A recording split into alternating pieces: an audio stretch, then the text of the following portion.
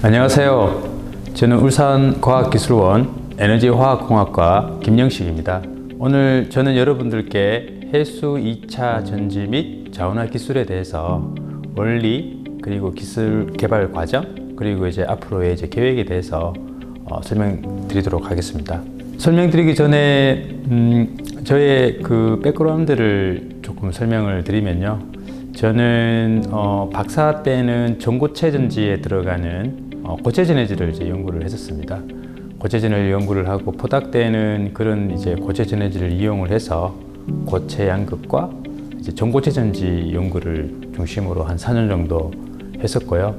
그러고 나서는 유니스트에 와서 고체 에너지를 바탕으로 해서 고체 양극이 아닌 액체 양극, 즉 해수를 이용을 해서 전지를 구현하는 해수 전지를 2013년도 8월달부터 시작을 해서 지금까지 꾸준하게 그런 연구를 지속하고 있습니다. 오늘 연구 분야가 크게 두 개로 나누어지는데요. 처음에는 해수 2차 전지 개발에 대해서 먼저 설명을 드리고, 근데 해수 2차 전지라는 게 여러분들한테 조금 생소할 수도 있는데 그래서 2차 전지가 무엇인지 그리고 리튬 이온 2차 전지에 대해서도 간단하게 설명을 해드리고, 현재 리튬 이온 2차 전지가 상용화가 돼서 굉장히 많이 사용이 되고 있는데요.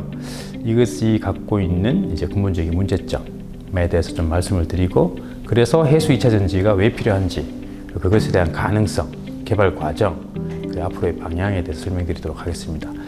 연구 분야 1이 이렇고요. 연구 분야 2는 해수를 이용을 해서 2차 전지를 하는 거지만, 해수를 이용을 하게 되면은 2차 전지뿐만 아니라 자원화 기술, 해수에서 수소 생산, 해수에서 반수, 이런 기술 개발이 있어서 연구 분야 2에서는 해수 자원화 기술에 대해서 간단하게 설명을 드리도록 하겠습니다. 여러분, 해수 2차 전지를 설명하기 전에 전지를 설명을 좀 드리면요. 전지라는 정의가 여러분 많이 사용을 하고 있지만은 다른 것이 아니라 화학 물질을 전기 에너지로 변환시켜서 전자기기에 전원을 공급해주는 기기라고 이렇게 보시면 됩니다. 그러니까 화학 물질을 전기 에너지로 바꾸는 장치를 전지라고 보시면 되고요. 전지에는 이러한 화학 물질을 전기 에너지로 바꾸는 장치, 이 전지에는 두 가지 법칙이 존재하는데, 이 두 가지 법칙을 조금 더 이해를 하게 되면은 전지에 대해서 좀 이해하기가 쉽고 해수전지가 뭔지도 이해하기가 쉽습니다. 에너지 1법칙, 연력학 1법칙이라도 하고요. 에너지 2법칙이 있는데, 에너지 1법칙은 에너지의 총량은 변하지 않는다 라고 하는 게 에너지 1법칙이고, 그 말은 우리가 에너지를 만들 수도 없고 저희가 에너지를 생성시킬 수도 없습니다. 저희가 할 수 있는 것이라고는 에너지의 형태만 변환 가능하다라고 하는 게 에너지 1법칙입니다. 무슨 말이냐면 화학 에너지를 전기 에너지로 바꾸는 형태만 가능하고 전기 에너지를 기계 에너지로 바꾸는 형태만 가능한 거지, 저희들의 에너지를 만들고 파괴시킬 수는 없다라고 하는 게 에너지 1법칙이고요.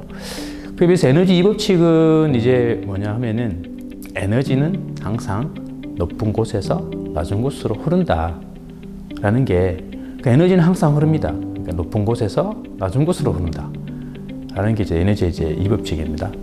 그래서 이러한 두 법칙을 이해를 해서 보시면요, 여기 보는 것처럼, 그래서 보시면은 물하고 똑같은 거죠. 물이 에너지라고 보시면은, 물이 흐르기 위해서는 높은 곳에서 낮은 곳으로 흐르기 위해서는 여기 슬라이드에 보시는 것처럼 두 개의 높이차가 필요합니다. 하이 포텐셜, 로우 포텐셜. 그래서 높은 곳에 있는 물이 낮은 곳에 흐르기 위해서는 이렇게 높이차가 이렇게 필요하고요. 서로 높이차가 똑같을 때는 물이 흐르지 않죠. 그죠? 이렇게 항상 물이 높은 곳에서 낮은 곳으로 흐른다. 이 물이 흐를 때 우리가 이 흐르는 곳에 어떤 장치를 개입을 하게 되면은 이렇게 물의 운동 에너지를 기계 에너지로, 또 기계 에너지를 전기 에너지로 바꿀 수가 있다. 이거는 물이 에너지가 흐르는 곳에서 우리가 에너지를 변화시키는 겁니다.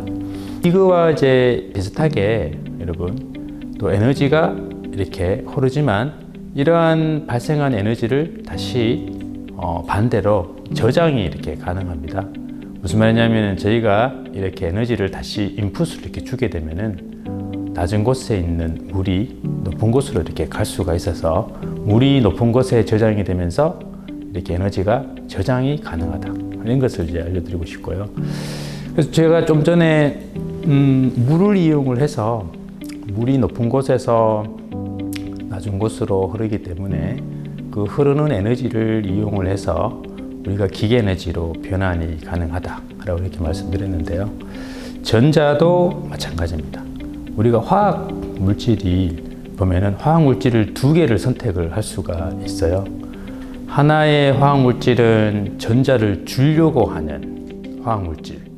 여기 슬라이드에 보시는 것처럼 리튬 같은 화학 물질은 체외곽 전자에 전자가 한 개밖에 없습니다. 얘네들의 특징은 전자를 항상 보내버리려고 하는 특징이 있어요. 잊어버리려고 하는 특징이 있고, 또한 화학 물질은 저기 프로린 같은 저런 이제 계열의 오른쪽에 있는 화학 물질 같은 경우에는 체외곽에 전자가 7개가 있죠. 한 개만 더 있으면은 안정하기 때문에 어떻게든 전자를 받으려고 하는 특성이 있습니다. 이러한 화학 물질을 두 개를 이용을 하게 되면은 하나는 전자를 주려고 하고요, 항상. 하나는 전자를 항상 받으려고 하고. 이러한 화학 물질 두 개를 우리가 사용을 하게 되면은 우리가 높이차를 만들 수가 있습니다. 폭포처럼. 물 분자는 전자라고 보시면 되고요. 그래서 이걸 폭포에서는 우리가 이제 높은 곳, 낮은 위치라고 이렇게 표현하지만 화학 물질에서는 하이 케미컬 포텐셜, 로우 케미컬 포텐셜, 케미컬 포텐셜이라고 이렇게 표현을 하고, 화학 물질을 두 개를 고르게 되면요, 좀 전에 말씀드린 것처럼 한 개는 전자를 잊어버리려고 하는 화학 물질, 우리가 로우 케미컬 포텐셜이라고 하고, 한 개는 전자를 항상 받으려고 하는 화학 물질, 우리가 하이 케미컬, 그렇습니다. 이제 포텐셜이라고 이제 하는데요. 그래서 이렇게 화학 포텐셜이 각각 다른 두 개의 화학 물질을 우리가 고르게 되면은 이렇게 높이차가, 전위의 높이차가 이제 발생을 하게 됩니다. 하이 케미컬 포텐셜이라고 하는 케미칼은 앞에서 보여주신 것처럼 리튬이 여기에 해당이 되고요. 항상 전자를 잊어버리려고 하는 그런 특성을 띠고 있고, 로우 케미컬 포텐셜이라고 하는 것은 앞에서 보여준 것 프로라인 같은 이제 케미칼이고 전자를 항상 받으려고 하는 특성을 갖고 있습니다. 이렇게 높이차가 발생하면서 보시는 것처럼 전자가 높은 곳에서 낮은 곳으로 이렇게 흐르게 됩니다. 전자가 이렇게 흐르면서 이렇게 이제 보시는 것처럼 그럼 전자가 이렇게 흐르게 되면서 에너지가 흐릅니다. 그럼 이 에너지를 우리가 전지라고 하는 디바이스를 이용을 해서 그 전지라는 디바이스 안에 담아서 전자가 흐르는 것을 갖다가 전기 에너지로 바꾸는 것이 전지라고 이렇게 보시면 됩니다.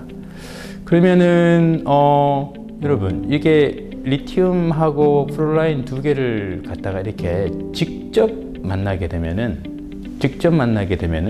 전자가 리튬에서 전자가 플로라이드 쪽으로 급속하게 흐르면서요. 왜냐하면 한쪽은 전자를 잊어버리려고 하고 한쪽은 전자를 받으려고 하는 특성 때문에 전자들이 직접 급속하게 만나면서 열 에너지로 보통 이제 발생하게 됩니다. 그래서 바로 불이 나게 되죠. 그래서 여러분 리튬이나 나트륨 같은 금속을 물이나 이런 곳에 넣게 되면은 바로 화재로 이어지는 게 이제 그런 이유입니다. 이렇게 해서는 뭐 두 개의 케미칼을 갖고 있지만 이렇게 해서는 우리가 전기 에너지로 뽑아낼 수가 없거든요. 그래서 얘네들이 직접 이렇게 닿지 않도록 중간에 이렇게 하이 케미컬 포텐셜이라는 물질과 우리가 이걸 음극이라고도 이제 표현을 합니다. 전지에서는 또 로우 케미컬 포텐셜, 전자를 받으려고 하는 물질, 양극이라고도 표현을 하는데요.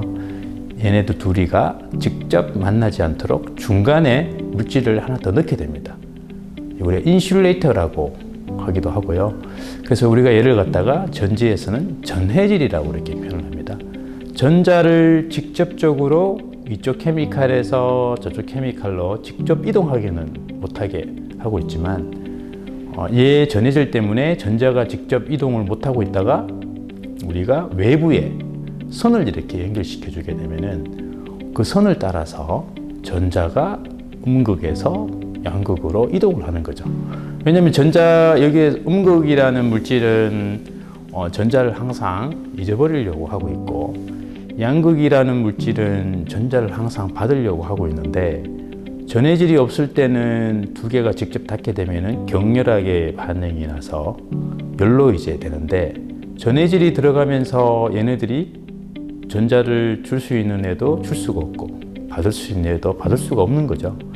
이렇게 해서 들고 다니는 게 전지라고 하면 됩니다. 그래서 이렇게 들고 다니다가 가지고 다니다가 이게 저장이 되어 있는 거죠. 에너지가 우리가 에너지가 필요할 때 외부를 통해서 전선을 음극에서 양극으로 연결시켜 주면은 음극에 있는 화학 물질은 이제 전자를 잊어버릴 수 있는 통로를 찾은 거죠.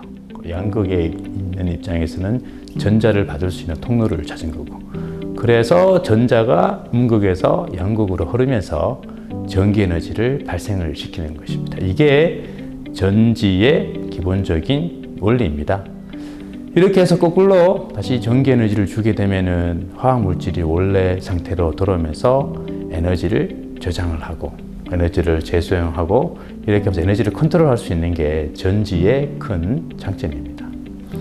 그래서 여러분, 근데 이렇게 우리가 좀 전에 화학 물질을 두 개를 사용을 해서, 하나는 전자를 잊어버리려고 하는 물질, 하나는 전자를 받으려고 하는 물질, 물론 전해질도 들어가지만은, 이러한 물질들을 어떤 것을 고르느냐에 따라서 포텐셜의 차이가 일어납니다. 포텐셜이라는 것은 음극과 양극의 높이 차이, 그 화학 포텐셜이죠. 그게 우리는 전지에서 볼테이지라고 얘기합니다. 볼테이지. 그래서 납 같은 경우에는 납축전지 여러분 아시죠? 납축전지가 이제 음극은 Pb, 납을 사용하고요. 양극은 PbO2, 산화납을 사용을 합니다. 얘네들의 화학 포텐셜의 높이 차는 약 2.0V입니다. 여기서 이제 전자가 이렇게 흘러가는 거죠. 근데 이런 납축 전지가 아니라 여러분 우리가 또 굉장히 많이 사용하고 있는 2차 전지 중에 니켈 수소 전지라고 있어요. 음극은 메탈 하이드라이드라고 해서 수소가 포함된 메탈 물질을 사용하고, 양극은 NiOOH를 사용을 하게 됩니다. 이렇게 하게 되면은 이제 이 전지의 볼테이지는 니켈 NMH와 NiOOH 간의 높이차에 의해서 볼테이지가 이제 발생을 하고요. 그게 1.2V가 이제 됩니다. 그래서 이러한 납축 전지가 2차 전지로 이제 개발이 되고, 니켈 수소 전지도 2차 전지가 개발됐지만, 보시는 것처럼 음극과 양극 소재를 어떤 걸 사용하느냐에 따라서 볼테이지가 정해지는데, 볼테이지가 좀 낮죠. 2V, 1.2V. 그래서 이렇게 리튬 전지가 나오게 됐습니다. 리튬 전지는 4V입니다. 기존 전지에 비해서 볼트가 2배 또는 니켈 수소 전지에 비해서는 3배, 4배 정도가 이제 되는 거고요. 그 이유는 화학 물질을 다른 걸 사용하기 때문입니다. 음극을 리튬을 사용하고요. 양극을 리튬 코발트 옥사이드를 사용하는 거죠. 이렇게 함으로 해서 이 화학 포텐셜, 높이차가 큰 것을 갖다가 사용하는 겁니다. 리튬이라는 이제 하이 케미컬 포텐셜을 사용을 하고, 리튬 코발트 옥사이드라고 하는 로우 케미컬 포텐셜을 사용을 해서 4V를 이렇게 구현을 하는 거죠. 그래서 이게 증명이 되고 개발이 되고 상용화가 되면서 기존의 니켈 수소 전지, 납축 전지가 갖고 있는 시장을 갖다가 리튬이온 전지가 바꾸게 되는 이제 계기가 되는 겁니다. 또한 이런 2차 전지가 이제 음극에서 양극으로 전자가 다 흘러가고 나서는 다시 에너지 저장이 가능합니다. 무슨 말이냐면 외부에서 다시 전기를 주게 되면은 음극에서 양극으로 갔던 모든 전자들이 이제 거꾸로 반대로 이제 양극에 있던 전자들이 음극으로 다시 갈 수가 있습니다. 좀 전에 보여드린 것처럼 물이 그죠? 높은 곳에서 낮은 곳으로 갔다가 남은 전기를 이용을 해서 펌프를 사용하게 되면은 낮은 곳에 있는 물이 높은 곳에 가서 에너지를 저장하는 것과 마찬가지로 전지도 다 사용하고 나면은 다시 외부에서 전기를 주게 되면은 낮은 곳에 있는 전자들이 높은 곳에 가면서 다시 에너지를 이제 사용할 수 있게끔 준비가 되는 거죠. 그래서 우리가 이걸 갖다가 이제 한번 충전, 그죠? 할 수 있고 또 쓰고 2번 충전. 보통 전지라면 한 1000번 정도의 충전이 이제 가능하고 기간으로 따지면은 약 2년 반에서 3년 정도 리튬이온 전지가 그렇게 이제 사용될 수가 있는 거죠. 그래서 이 테이블에서 여러분 이렇게 보시는 것처럼 이렇게 2차 전지로 쓸 수 있는 화학 물질들이 굉장히 많습니다. 이렇게 음극으로 쓸 수 있는 화학 물질, 양극으로 쓸 수 있는 화학 물질. 제가 좀 전에 말씀드린 것처럼 음극을 어떤 거를 사용하느냐에 따라서 양극 물질을 어떤 거를 사용하느냐에 따라서 걔네들의 높이 차에 화학 케미컬 포텐셜 높이 차에 따라서 전지의 볼테이지가 정해지는 것입니다. 그래서 이렇게 굉장히 많은 후보군의 음극 물질과 양극 물질이 있고요. 그래서 많은 과학자들과 엔지니어들이 이러한 화학 물질들을 연구를 해왔습니다.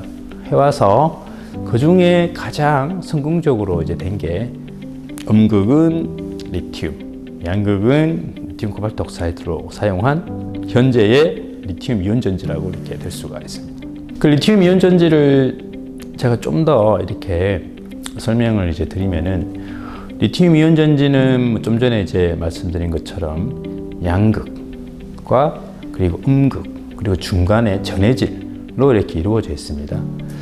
양극에는 리튬 이온을 포함한 고체 물질, 리튬 이온이 녹아 있는 고체 물질, 리튬 코발트 옥사이드, 리튬 니켈 옥사이드, 리튬 망간 옥사이드 이런 종류의 물질들을 갖다 우리가 양극 물질이라고 하고요.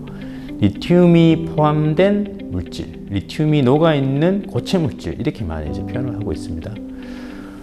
그래서 충전을 하게 되면은 리튬이 녹아 있는 양극 물질에 있는 리튬 이온이 음극으로 이렇게 가서 에너지를 저장을 하게 됩니다. 일할 준비가 된 거죠.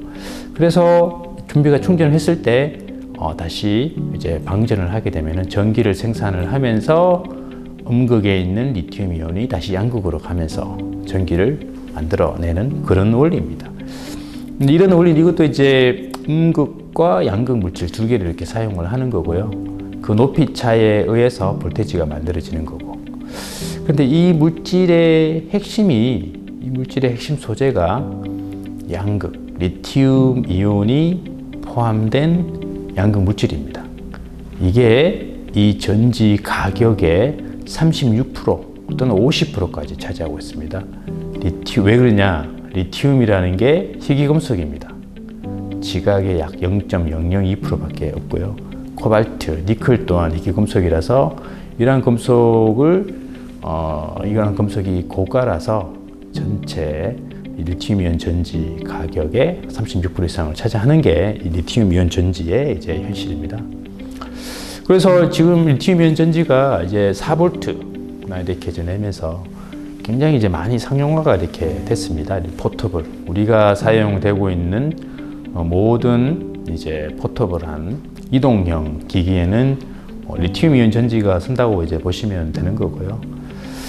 하지만 이제 사람들이 이제 계속 이제 소비자들이 요구하는 거는 더 리튬이온 전지가 안전했으면 좋겠다. 리튬이온 전지가 더 저렴했으면 좋겠다. 리튬이온 전지가 더 친환경 이런 요구를 이제 계속 하게 됩니다. 왜? 리튬이온 전지가 불안정해서 근본적으로 이제 화재가 이렇게 발생합니다. 최근에 ESS 쪽으로도 계속 화재가 이렇게 발생을 하고 있고요. 이러한 안정성 문제뿐만 아니라 리튬이라는 희귀금속 때문에 이런 리튬 이온 전지가 예전에 우리가 이동용 노트북이나 핸드폰 등에 사용될 때는 괜찮았는데 요즘 들어서 얘네들이 이제 전기 자동차에 사용이 되고 있고 또 ESS 대용량 에너지 저장 장치에 고려가 되면서 그 수요가 폭발적으로 늘고 있어서 마찬가지로 리튬의 수요도 폭발적으로 늘고 있는데요. 문제는 이 지구상에 있는 리튬을 다 사용한다고 하더라도 우리가 전기차에 다 제공할 수가 없는 이제 그런 상황입니다. 그런 상황뿐만 아니라 또 이 리튬이 희귀금속이란 말은 지각에 아주 작게 분포도가 있어서 걔네들을 모으는 과정에 있어서 굉장히 많은 물과 환경들을 파괴하고 있어서 이 세 가지 이렇게 단점들이 지금 있습니다. 그래서 저희 이제 연구실에서 주로 이제 하는 연구는요, 이런 리튬 이온이 포함된 고체 양극 물질을 사용을 하는 것이 아니라 전지에서 나트륨 이온이 포함된 액체 물질을 양극으로 사용을 해보자 라고 하는 이제 그런 아이디어에서 이제 시작이 되었습니다. 그렇게 된다고 하면은 리튬 이온이 포함된 고체 양극 물질을 대체하면서 가격 문제와 안정성 문제와 환경적인 문제를 해결할 수 있지 않을까라는 이제 그런 데서 시작이 됐습니다. 원리는 리튬 이온 전지와 거의 똑같다고 보면 됩니다. 리튬 이온이 포함된 양극 물질이 충전할 때 음극으로 가듯이 해수에서도 나트륨 이온이 포함된 액체, 즉 해수에서 충전을 하게 되면은 이 해수에 포함된 나트륨 이온이 음극으로 이렇게 가서 전기를 저장을 하고 있다가 나중에 전기가 필요할 때 음극에 있던 전자와 나트륨 이온이 다시 해수로 가게 되는 이런 원리입니다. 원리는 똑같고 단지 해수라는 액체를 양극으로 사용을 해야 되기 때문에 전해질을 액체 전해질 대신에 고체 전해질을 사용해야 된다는 게 차이점입니다. 그래서 저희들이 이러한 이제 아이디어를 처음에 시작을 해서 두 가지 이제 질문을 이제 하게 되었습니다. 하나는 이러한 컨셉이 가능할까? 라는 게 이제 하나의 질문이었고요. 이게 만약에 가능하다고 하면은 기술적으로 얼마만큼 리튬 이온 전지보다 더 좋을까? 하는 이제 두 가지 이제 질문에서 시작을 했고요. 저희들이 지금까지 해수전지 개발을 해온 과정이 이 두 가지 질문에 대답을 하는 과정이라고 이렇게 생각하시면 됩니다. 그래서 해수전지를 이렇게 쭉 이렇게 보시면은 해수전지라는 워딩을 여러분들이 이렇게 인터넷에 한번 찾아보시면은 그렇게 생소한 것이 아닙니다. 사실은 1947년부터 해수전지라는 말이 사용되기 시작을 했고요. 해수전지라는 그 전지가 개발되어 왔었습니다. 하지만은 기존에 사용되었던 해수전지라고 하는 것은 1차 해수전지입니다. 1차 해수전지. 해수를 양극 소재로 사용한 것이 아니라 해수를 전해질로 전해질을 사용하고 음극을 마그네슘 사용해서 해수에 담그면은 이제 전해질이 이제 음극과 양극을 연결시키면서 전기를 만들어내는 또는 워러 액티베이티드 배터리라고 해서 군사용으로 이제 군사용의 지뢰, 어뢰 같은 파워 소스로 이제 해수 전지가 굉장히 많이 사용되었었고요. 1차 전지로. 해수 2차 전지라고 하는 것은 저희 이제 그룹에서 2014년도부터 처음으로 이제 학계에 논문을 발표를 하고 이제 기술을 개발되어 왔던 겁니다. 그러니까 해수 2차 전지라고 하는 게 저희들의 이제 기술이라고 이렇게 보시면 됩니다. 그래서 앞에서 이제 보여드린 것처럼 해수 2차 전지가 구성이 이제 이렇게 되는데, 그죠? 뭐 양극, 전해질, 음극, 뭐 리튬 전지와 마찬가지로 양극, 전해질, 음극 이렇게 되어 있는데요. 그 리튬 이온 전지보다 이제 장점이 크게 세 가지로 이렇게 볼 수가 이제 있는데요. 가격이 굉장히 저렴할 수가 있다. 상용화가 된다고 하면은, 또 하나는 해수를 바닷물로 사용하기 때문에, 이렇게 해수를 양극으로 사용하기 때문에 이 전지 자체가 항상 물을 갖다가 포함하고 있어야 되고요. 그럼 이 물 자체가 워러 쿨링을 할 수 있는 소스가 될 수 있기 때문에 열적으로 굉장히 안정한 그런 전지가 될 수 있다. 그리고 친환경적인 전지가 될 수 있다고 하는 게 해수 전지의 아주 이제 큰 장점입니다. 해수를 양극으로 사용을 할 수 있다라고 하는 게 해수 2차 전지의 핵심인데요. 이게 기본적으로 학문적으로 가능한지를 알아보는 이제 그런 과정입니다. 해수가 pH가 8입니다. 8이기 때문에 해수에서 충전을 했을 때 전자가 나올 수 있는 부분은 두 가지가 있는데요. 하나는 OH-에서 전자가 나올 수가 있고 하나는 Cl-에서 전자가 나올 수가 있는데 여기에 화학 식에서 보듯이 충전을 할 때 OH-에서 전자가 나올 수 있는 그런 전압이 더 안정적이기 때문에 OH-에서 전자가 나오는 그런 메커니즘을 이제 갖고 있고요. 그래서 보게 되면은 이제 충전을 할 때 NaOH, OH-에서 전자가 나오고 그 NA가 이제 메탈이 돼서 음극으로 가게 되고 양극에는 이제 물과 산소가 생기는 이제 그런 반응입니다. 방전을 하게 되면은 다시 반대적인 반응이 조금 전에 생기는 거고요. 이러한 반응들이 충전, 방전을 하면서 반복이 되는 거고요. 이때 나타나는 전압이 약 3.47V. 그러면 결국은 물과 산소가 이렇게 계속 순환이 되면서 생겨나는 반응이라고 생각을 하시면 됩니다. 여러분 해수를 이렇게 보시면은 해수가 이렇게 파도가 이렇게 표면을 치는 것처럼 보이는데요. 사실은 이 파도 밑에서 보면은 이 물 분자가 계속 이렇게 서클로 이렇게 이동하는 이렇게 현상을 이렇게 볼 수가 있고요. 그러면은 바닷물 안에 있는 나트륨 이온과 물과 산소가 계속 이렇게 서클로 순환하는 그렇게 이제 바닷물이 이제 되는 거고요. 이렇게 자체적으로 이렇게 서클 이동하기 때문에 바닷물 자체가 이 해수 자체가 아주 좋은 양극 물질이 이제 될 수가 있습니다. 이게 전체 다 양극 물질인 거고요. 그러면은 해수 전지라는 시스템을 만들어서 해수 전지 시스템은 약간 이제 전해질까지만 말할 수가 있는 거죠. 바닷물에 담그기만 하면은 바닷물 자체가 양극이 되는 이제 그러한 이미지를 이제 그려낼 수가 있습니다. 이게 그러면은 정말 이 바닷물 전체가 다 양극이 될 수가 있기 때문에 굉장히 혁신적인 그런 전지 시스템이 될 수가 있는데요. 이제 그런 아이디어를 우리가 프루브하기 위해서 증명하기 위해서 일단 아주 작은 디바이스부터 이렇게 만들어 보기 시작을 했습니다. 이 디바이스를 보면은 핵심 소재가 이제 세라믹 전해질 그리고 음극.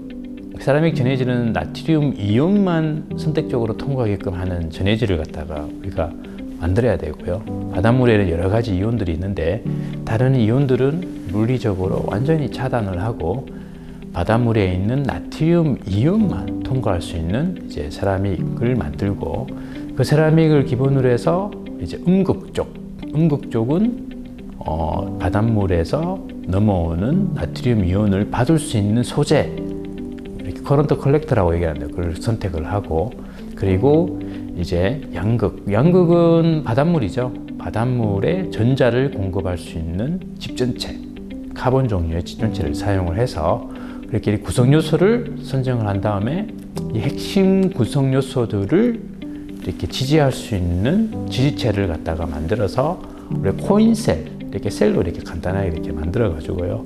그리고 나서는 바닷물을 직접 넣어서 테스트를 처음으로 이제 해봤습니다.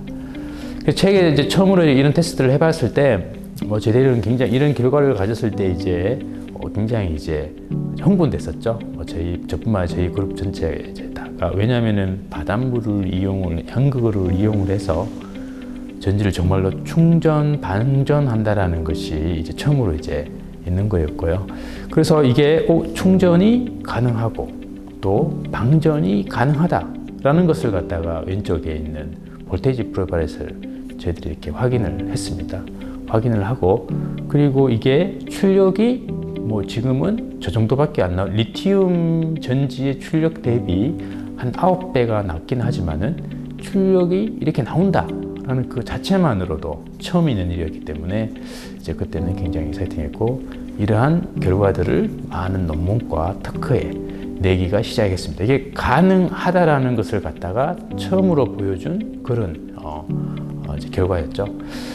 자, 이게 가능하다. 뭐가 가능하냐? 제가 앞에서 얘기한 첫 번째 질문이었죠. 해수를 양극으로 써서 전지가 2차 전지가 가능할까? 라는 질문에 답을 한 거죠. 가능하다. 이제 가능한 거죠. 근데 가능하기는 한데 효율이 리튬 이온 전지에 비해서 두 번째 질문이 뭐냐? 그럼 리튬 이온 전지에 비해서 기술적으로 얼마큼 더 좋은 거냐? 라는 이제 기술의 대답을 하는 거였고요. 하기 위해서 그럼 리튬 이온 전지 기술에 비해서 지금은 8배가 9배 정도가 안 좋지만 이거를 증가시킬 수 있는 방법이 뭐가 있을까라는 것을 봤을 때 여기서 보는 것처럼 이 전지가 포함하고 있는 약 4가지 정도를 우리가 조사를 해 나가야 됩니다. 하나는 소재적인 측면에서 이제 임프루브를 시켜야 되고요.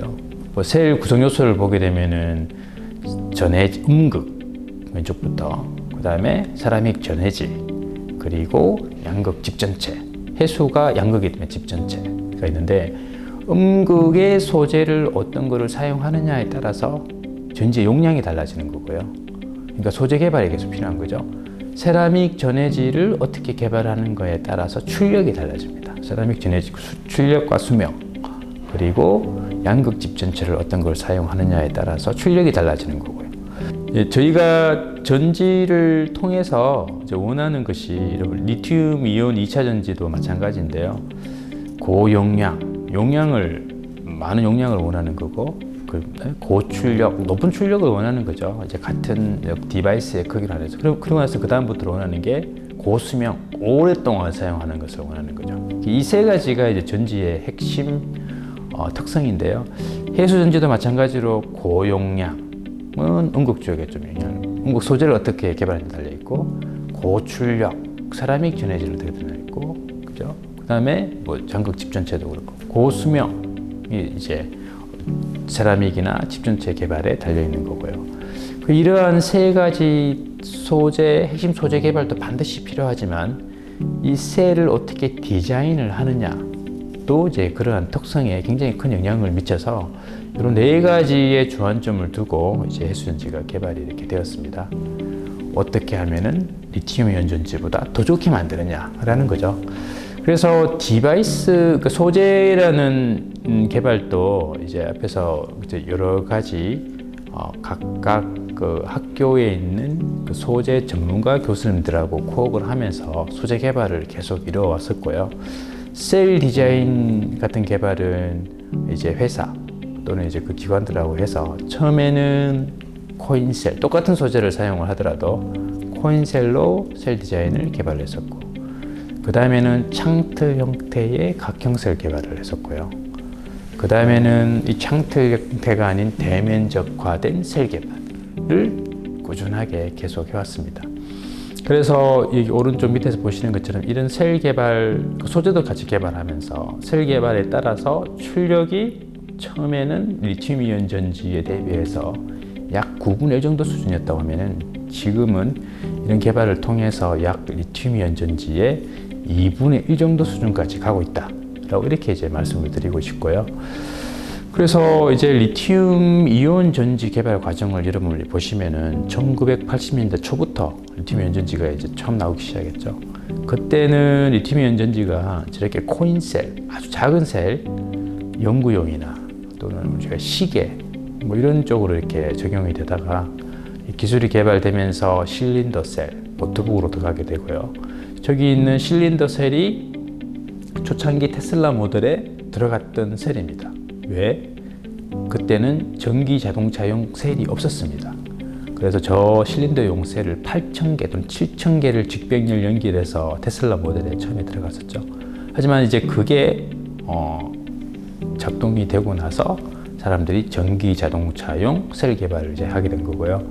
그러한 리튬 이온 전지 개발 과정처럼 해수전지 개발도 앞에서 코인셀, 연구용이나 자군용도로 시작을 했다가 창틀 형태의 각형셀, 그 다음에 대면적 셀, 이렇게 이제 개발이 되면서 리튬 두 번째 질문 제가 했던 것처럼 과연 리튬 이온 전지 기술 대비 얘가 어디까지 갈 수 있을까라는 그런 질문에 대답하는 그런 기술 개발을 계속 진행을 하고 있습니다.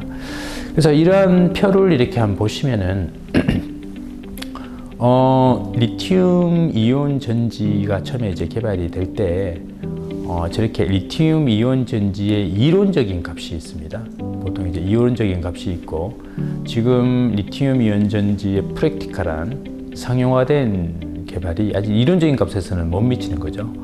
예전에는 저런 값보다 훨씬 더 못 미치는 값이었는데 기술 개발이 계속 되면서 저기 리튬 이온 전지의 이론적인 값에 가까이 갈 수 있도록 노력을 하고 있는 거죠. 리튬 이온 전지도. 물론 리튬 이온 전지가 왜 저렇게 하느냐 보면은 이 표에서 보듯이 납축 전지보다 이론적으로 훨씬 더 에너지 밀도가 높기 때문에 그렇게 하고 있는 거고요. 이 표에 이제 보시면은 해수 전지의 이론적인 값은 리튬 이온 전지보다 더 좋습니다.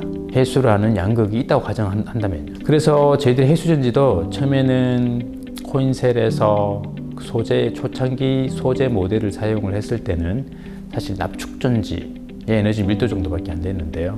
이런 소재와 디자인, 셀 개발이 진행이 되면서 지금 현재 리튬 전지 상용화 수준까지 이렇게 와 있고 앞으로도 계속 에너지 밀도가 이론적인 에너지 밀도가 지표가 되는 거죠. 저 지표를 향해서 계속 개발이 되고 이제 있습니다. 이런 이제 소재 개발뿐만 아니라 디자인, 셀 개발뿐만 아니라 이러한 셀이 정해지게 되면은 사실 이러한 셀들을 실험실에서 또는 연구원들이 수작업으로 이렇게 다 만들 수가 있거든요. 하지만 수작업으로 만들어낸 셀들은 틈들이 유니폼하게 나오지 않는 그런 것들이 있습니다. 그래서 이러한 셀들을 만들어낼 수 있는 장비, 공정 개발이 또 반드시 필요하고요. 그래서 코인셀에 필요한 공정 개발, 그리고 창틀형 셀에 필요한 공정 개발, 대면적에 필요한 공정 개발도 제조 장비 공정 개발도 같이 진행을 해왔습니다. 그래서 이러한 공정 개발이 어느 정도 완성이 되면서 이 셀을 좀 다량으로 만들 수 있는 기술 또는 역량이 이렇게 확보가 되었고요. 그러면서 이제 단순 수작업으로 해서 하루에 한 개, 두 개 만들어내는 것이 아니라 그런 공정 개발을 통해서 수백 개, 수천 개의 셀이 이제 유니폼한 셀이 만들어지면서 그러한 셀을 이용을 해서 적층이 이제 가능하게 된 거고요. 그러한 셀을 적층을 하면서 유닛셀이 아니라 모듈이 이렇게 나오게 된 거죠. 단위 모듈을 적층해서 단위 팩을 적층해서 렉까지 이렇게 해서 결국은 10kWh까지 이렇게 만들어 볼 수가 있었습니다. 그래서 단위 모듈 측면에서는 저희들이 이제 해수전지가 모듈 형태로 이제 만들어지기 때문에 이제 응용 분야를 이렇게 이제 찾는 거죠. 응용 분야가 그죠. 이제 저희가 이제 해수를 양극으로 사용을 하다 보니까 아무래도 이제 육지보다는 해양에서 필요한 파워, 그죠. 해양 기기에도 항상 파워가 출력 이제 이런 것들이 필요하기 때문에 그쪽에 사용되고 있는 전력원으로 이제 테스트가 이렇게 되었고요. 처음에는 해양에 있는 등구표용으로 저렇게 단위 모듈 형태로 해서 테스트가 이렇게 되었습니다. 또 이렇게 모듈을 적층을 해서 약 10kWh 정도로 만들어서 동서 발전에 이렇게 테스트, 즉 이제 그 테스트를 또 해보기도 했었습니다. 그래서 저희들이 이렇게 지금 모듈 그리고 팩 그리고 렉 단위로 이렇게 만들어서 지금은 사실 실증을 이렇게 많이 이제 해보고 있고요. 그런 현장에 이렇게 가서 실증을 많이 해보고 있고 이러한 실증이 이제 끝난다고 하면은 저희들이 생각하기에는 이런 해양에도 당연히 많은 이렇게 에너지 소스, 에너지원이 이제 필요하고요. 뭐 보시면은 소노브이 군사용 같이 해수 1차 전지를 이제 쓰고 있는데 이 해수 1차 전지가 100% 이렇게 수입을 이렇게 하고 있습니다. 그러한 이제 수입되는 전지를 저희들이 개발한 이제 해수 2차 전지로, 왜냐하면은 저희는 2차 전지, 1차 전지로도 쓸 수도 있고 2차 전지로도 쓸 수가 있어서 이러한 대체용으로도 사용 가능하고, 또 보시면 해양에 아주 다양한 기기들이 있는데 이제 4차 IoT 이런 이제 것들이 빅데이터 이런 이제 산업이 형성이 되면서 해양에 대한 정보들도 더 많이 필요로 하게 되고요. 그러면서 기존 해양 기기에 여러 가지 센서들이 이제 많이 부착되면서 더 많이 필요한 전력원이 이제 필요하게 되고, 당연히 기존에는 납축 전지를 사용하고 있지만 새로운 대체 에너지 전지를 사용하게 돼요. 거기에 해수 전지가 아주 적합한 후보군이라고 생각을 하고 있고요. 이러한 해양 기기의 소형으로 들어가서 기술이 축적이 되고 실정에 대한 노하우가 쌓이게 된다고 하면은, 저희들은 궁극적으로는 대용량 에너지 저장 장치, 지금은 리튬 이온 전지를 많이 사용하고 있는데요. 가격 때문에 반드시 문제가 될 거라고 생각을 하고, 그러한 분야의 해수 2차 전지를 적용하고 싶은 계획을 이제 갖고 있습니다. 그래서 지금까지 이제 저희들이 해수 2차 전지에 대해서 그 개념, 그리고 이제 원리, 그리고 기술 개발 과정, 그리고 저희들이 생각하고 있는 시장 계획의 분야에 대해서 말씀을 드렸고요. 연구 분야 2에서는 해수 자원화 기술에 대해서 제가 좀 짧게 정리를 해드리도록 하겠습니다. 해수 자원화는 다른 것이 아니라 이 그림에서 보시는 것처럼 해수 2차 전지라는 게 바닷물을 충전을 해서 바닷물에 있는 나트륨 이온을 음극으로 옮기는 이제 기술입니다. 그럴 때 우리가 이제 이 전자를 OH-에서 빼는 것이 아니라 전자를 Cl-에서 충전할 때 빼낼 수도 있습니다. 그러면은 어떤 현상이 일어나냐면은 바닷물에서 소금이 빠지는 그런 현상이 일어날 수가 있어요. 나트륨은 음극으로 가고 Cl2는 양극을 해서 가스로 나오게 되고, 그렇게 되면은 바닷물에 소금이 거의 대부분 다 있거든요. 그러면은 담수가 이루어지지 않느냐, 충전할 때. 그래서 우리가 이제 충전할 때 다시 방전하면은 다시 원리체로 들어가지만은, 그러면 이 충전하는 극과 방전하는 극을 갖다가 따로따로 분리를 하게 되면은, 기존의 2차 전지는 충전극과 방전극이 똑같았는데 충전하는 극과 방전하는 극을 이렇게 분리를 하게 되면은 충전은 충전만 하고 방전은 방전만 하는 이제 그런 이제 그 디바이스가 시스템이 되고요. 그렇게 되면은 충전할 때는 소금이 빠지는 원리를 그대로 사용을 해서 담수를 만들어낼 수가 있고, 그죠? 그리고 방전할 때는 나트륨이 해수랑 만나면서 수소가 만들어낼 수가 있습니다. 수소가 만들어낼 수가 있고, 그 수소가 만들어내면서 NaOH가 생기는데, 이 NaOH가 사실은 CO2랑 반응을 해서 Na2CO3가 되는 CO2 포집 기술이 이제 될 수가 이제 있습니다. 그래서 해수를 이용을 해서 조금 어려운 이제 말이 될 수가 있는데요.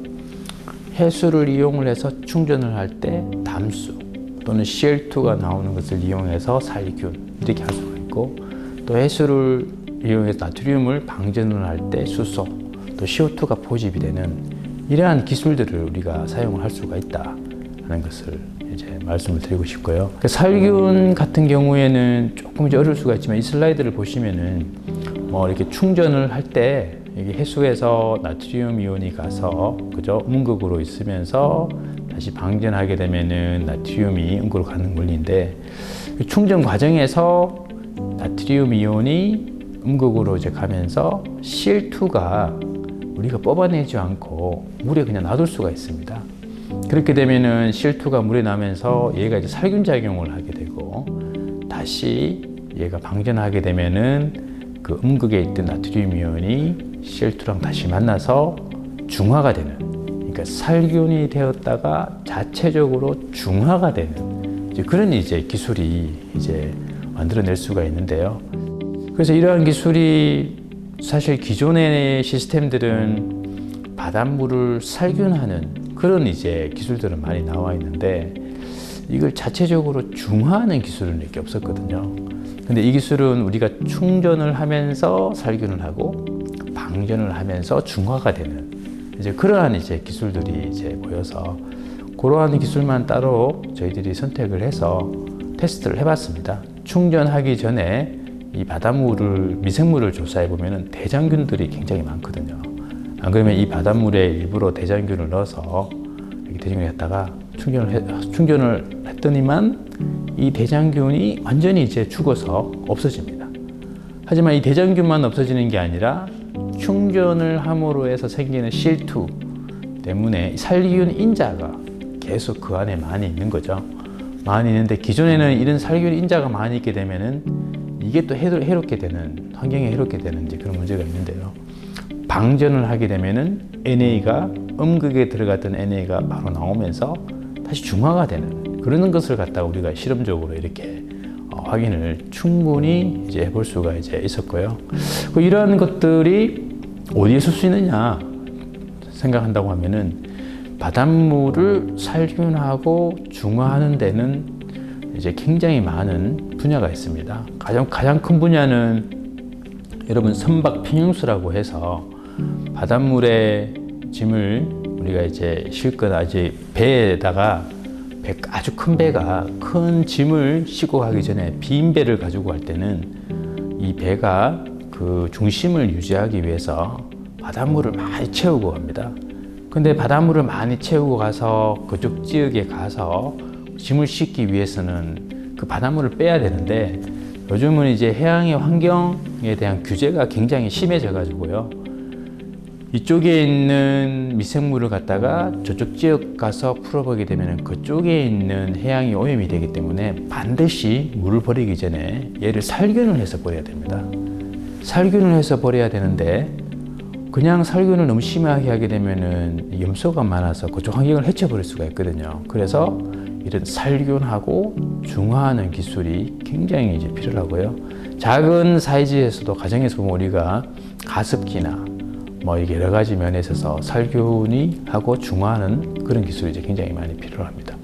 그래서 저희들이 그동안에 이렇게 연구를 해서 충전할 때 대장균이나 바이러스들이 완전히 죽는 것을 여러 루트를 통해서 확인을 했고요.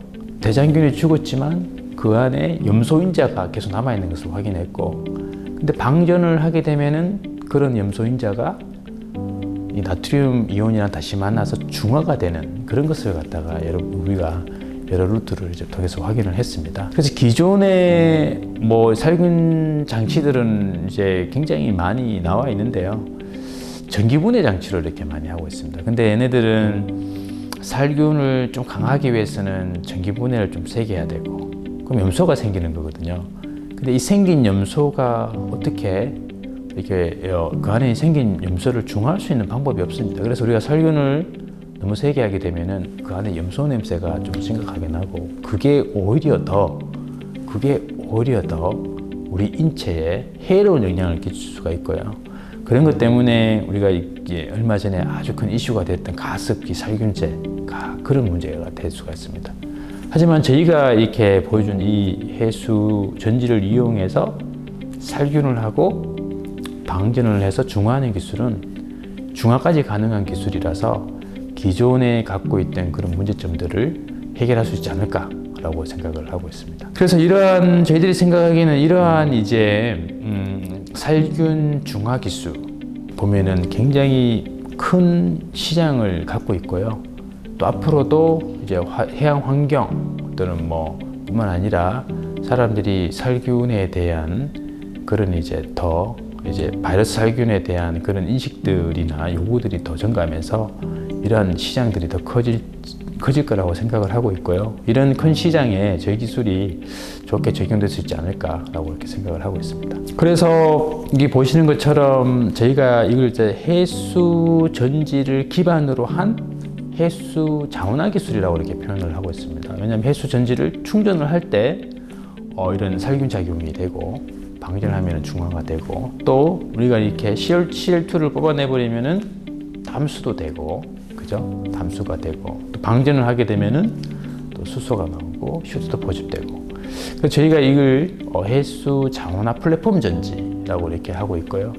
이런 해수 자원화 플랫폼 전지는 에너지, 그리고 물, 그리고 환경, 그리고 자원을 동시에 해결할 수 있는 그런 플랫폼 전지가 되지 않을까라고 이제 그렇게 생각을 이렇게 하고 있습니다. 하고 있고, 이러한 플랫폼 전지가 해수 전지 및 자원화 기술이 크게 에너지, 환경, 물, 자원을 갖다가 우리가 해결할 수 있는 신기술이 이렇게 될 수가 있고요. 그래서 이러한 기술들을 군을 이렇게 나눠보면은 이러한 기술들이 계속 더 개발이 되고 상용화 기술까지 간다고 하면은 이러한 우리가 타겟팅한 제품군이 나올 수 있지 않을까. 그래서 이러한 큰 시장을 만들어낼 수 있지 않을까라는 그런 이제 계획을 또 생각을 해보고 있습니다. 그래서 저희들이 이제 뭐 에너지 저장뿐만 아니라 이런 자원화 기술이 계속된다면은 이런 마케팅 시장 같은 것도 한번 저희들이 생각을 이제 해봤습니다. 그래서 이제 좀 정리를 좀 해드리면은 해수 전지 또는 뭐 해수 자원화 기술이라고 이렇게 하는데요. 저희가 그렇다고 해서 새로운 화학 물질을 만들고 그 화학 물질을 뭐 모디피케이션하고 그런 건 아닙니다. 여러분 기존에 보시면은 그 우리가 지금 사회에서 굉장히 많이 쓰고 있는 에너지원이 화석연료죠. 화석연료. 화석연료가 이것도 두 가지 케미칼을 사용하고 있습니다. 하나는 C, 카본을 베이스로 한 화학물질. 카본 그 자체가 될 수도 있고요. CO, CHO 뭐 이렇게 해서 연료가 될 수 있는데 이러한 물질들이 산소랑 이렇게 만나서 그죠? 열을 만들어내는 거고 그 열을 기계 에너지로 변화시키는 장치 개발이 되면서 어마어마한 우리가 쓰고 있는 뭐 이렇게 히트 엔진이 되면서 산업혁명이 이제 일어난 거죠. 그 장치 개발이 여러분 이제 뭐 처음부터 저렇게까지 엔진이 좋은 게 개발된 게 아니라요. 단순하게 그냥 실린더, 프레스 실린더부터 이렇게 시작을 했어요. 그러면서 열을 가하니까 저 안에 실린더 안에 물을 넣고 열을 가하게 되니까 그 열을 받은 물이 부피와 압력이 증가하면서 실린더를 밀어내고 이 일을 한 거죠. 이걸 이제 반복적으로 이제 만들어낸 게 우리가 장치죠. 에너지 변환 장치, 히트 엔진 뭐 이렇게 이제 표현을 하는데요. 이러한 것들이 개발이 되면서 화학 물질을 기계 에너지로 바꾸는 장치가 상용화가 되면서 지금 우리가 살고 있는 모든 세상에서 이제 그런 출력, 그러니까 에너지원으로 사용이 되고 있는데요. 리튬이온 전지도 마찬가지입니다. 리튬이온 전지도 보통 사람들이 리튬을 새로 개발한 게 아니라 그리고 리튬이 포함된 양극 물질을 새로 개발했다기보다는 그러한 물질들을 활용을 해서 전기 에너지로 저장을 할 수 있는 장치 이런 이제 디바이스를 이제 개발을 한 거죠. 리튬과 리튬 코발트 옥사이드나 이런 물질을 사용하니까 훨씬 더 높은 볼테지로 전기 에너지를 저장을 하고 만들어낼 수가 있더라. 그래서 우리가 전기를 저장해 놨다가 나중에 필요할 때 사용이 가능하더라 라는 것을 갖다가 저렇게 코인셀로 증명을 하고 그 증명된 기술이 굉장히 많은 엔지니어들이 붙어서 개발을 한 다음에 상용화 기술이 개발이 되고 그게 사실 지금 또 세상을 바꾸고 있는 기술이 되죠. 포토브란 이런 기술을 받게 전기차가 되는 거고 현재 여전히 저런 이제 저런 세상을 바꾸고 있는 기술 진행 중이고요. 그래서 위에 두 개 디바이스를 보면은 단계가 아니라 화학 물질을 우리한테 필요한 에너지, 기계 에너지 또는 전기 에너지로 바꾸는 장치 개발에 이제 집중이 이제 된 거고요. 화석 연료, 리튬이라는 화학 물질 우리나라에는 없습니다. 이러한 물질을 사용하지 않고 해수, 우리나라에 이제 삼면이 바다이기 때문에 해수, 바닷물을 하나의 화학 물질로 본다고 하면은 이러한 바닷물을 이용을 해서 전기를 저장할 수 있는 디바이스를 우리가 만든다고 하면은 이러한 디바이스가 정말로 상용화 기술까지 간다고 하면은 정말 이게 또 한 번 이렇게 세상을 바꿀 수 있는 그런 기회가 되지 않을까라고 저는 이제 그렇게 생각을 하고 있습니다. 예, 긴 발표를 이제 들어주셔서 이제 감사 이제 드리고요. 이러한 이제 연구를 저희 유니스트에 해수 자원화 기술 연구센터라고 있습니다. 그 연구센터에 저희 그룹은 사실은 해수 전지 쪽으로 이렇게 집중을 이렇게 하고 있고요. 이 센터에 한 6분의, 저를 포함해 6분의 교수님들이 이제 계시는데 해수 전지를 이용한 해수 담수화를 연구하는 분도 계시고 또 거기서 CO2를 포집하는 분도 계시고 또 거기서 수소를 만들어내는 그러니까 해수를 하나의 자원으로 보고 기술을 접목을 해서 우리 인류한테 필요한 그런 에너지, 자원을 하는 그런 연구를 하고 있는 센터라고 생각을 하시면 됩니다. 예, 여기까지 들어주셔서 정말 감사합니다.